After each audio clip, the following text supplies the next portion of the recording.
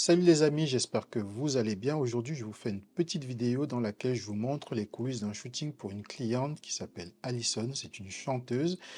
Elle m'a contacté car nous avions déjà travaillé ensemble 2 ans avant pour des photos personnelles. Elle m'a recontacté pour me demander de faire des photos pour son EP.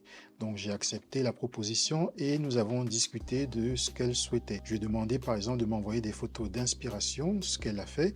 Et donc grâce à ces photos d'inspiration, j'ai vu un peu le mood qu'elle voulait pour ces photos. Les photos d'inspiration, c'était vraiment pour travailler par rapport à la couleur. Donc du coup, j'ai bien vu exactement ce qu'elle souhaitait comme couleur, comme mood pour ces photos.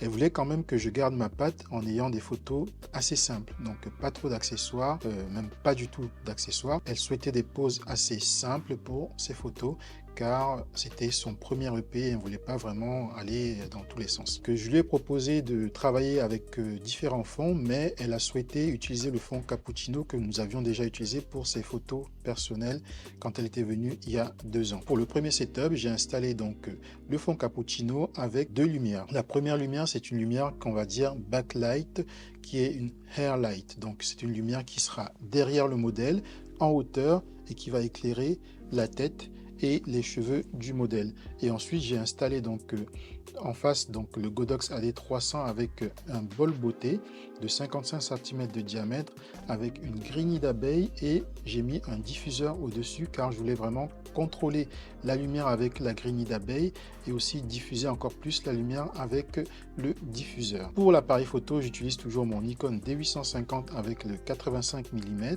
Après avoir mesuré ma lumière et fait quelques tests, nous avons commencé le shooting.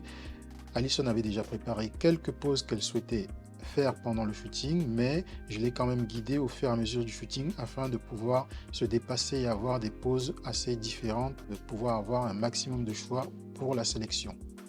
Ensuite, je lui ai proposé un deuxième setup dans lequel je mettais la street light derrière elle sur sa gauche.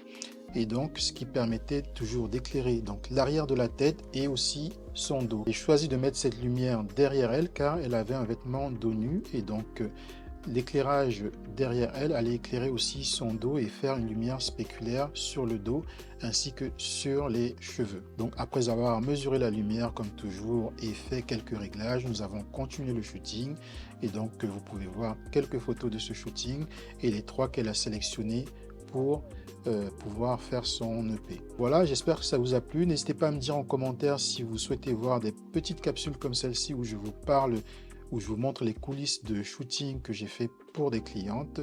Si ça vous a plu, n'hésitez pas à mettre un pouce sur cette vidéo, à me mettre des commentaires pour vous dire ce que vous en avez pensé. Je vous dis à plus. Ciao.